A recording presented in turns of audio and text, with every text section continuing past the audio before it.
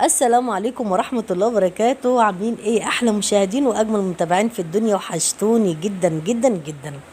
طلع لكم النهارده بقى فيديو كده جديد على تمثيلية جبس مصر.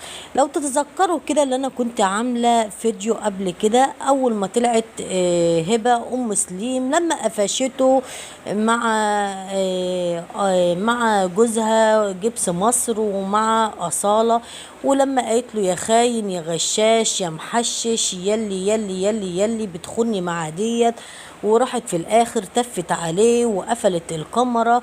وانا عملت فيديو ساعتها وقلت لكم يا جماعة ما تصدقوش الكلام ده، الكلام ده كله تمثيل في تمثيل. كل الكلام ده علشان جبس مصر حس ان المشاهدات بتقل من عنده والمشتركين، فهو عايز يعمل ترند جديد وعايز يرفع من المشاهدات. فكله ده فيك وكل ده تمثيلية، وفي الاخر الايام هتثبت ان كلامي ده صح. وكتير قوي قالوا تمثيلية وقليل جدا كانوا في ناس مصدقين، ولكن كان اكتر الناس الصراحة كانوا عارفين ان كل ده كان فيك وكل ده كان ترند علشان الفلوس، وكانوا عارفين كل ده كان تمثيلية. والنهاردة طلعت أصالة بنفسها. بالمناسبة أصالة ما اسمهاش أصالة، اسمها مي. وطلعت اللي هي صاحبة أم سليم هبة مراد جبس مصر. طلعت النهاردة بقى وبتتكلم وبتقول يا جماعة الناس اللي هي كانت مصدقة ان الموضوع ده بجد، لا الموضوع ده مش بجد، الموضوع ده كان فيك كان تمثيلية.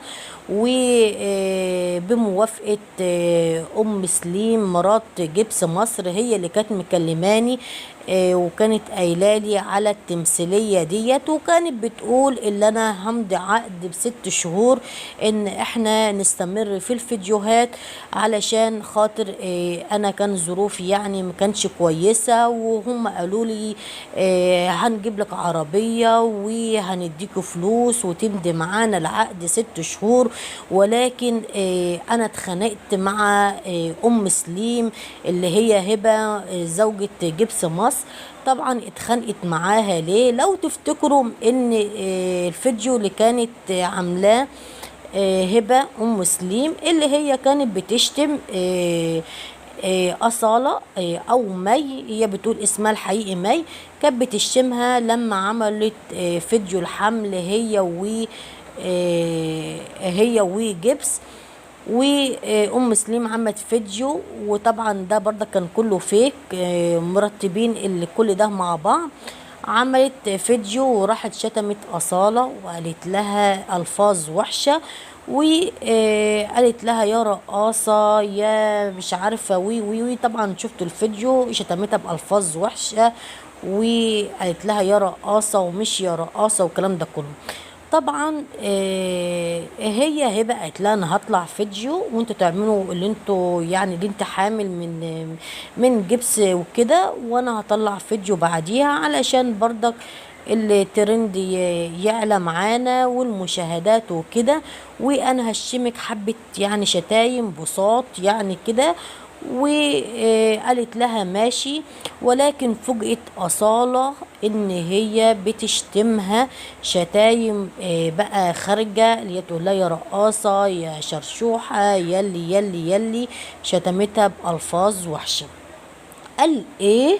أصالة مرضتش بالكلام، ما قبلتش بالشتايم اللي هبة قالتها عليها. طلعت فيديو وقالت هي شتمتني وجرحتني. اي نعم هي كانت قايله لي ان انا هشتمك وكده، بس انا ما كنتش اتوقع اللي هي تهزقني يعني بالطريقه الوحشه دي. وكمان جوزي لما سمع ان هي قالت عليا رقاصة، فهو طبعا خد موقف وزعل مني وشدنا انا وجوزي. ايوه هي وجوزها مع أصالة اللي هي مي ما طلعت كمان متجوزة ومخلفة معاها بنات. المهم يعني كله تحت التعريض. المهم انتوا فاهمينها. المهم اللهم صل على النبي. قال جوزها لما سمع الهبة بتقول عليها رقاصة، ازاي اللي هي تقول عليك رقاصة؟ انت كده شوهتي صورتك قدام الناس وشوهتي صورتك قدام اولادك.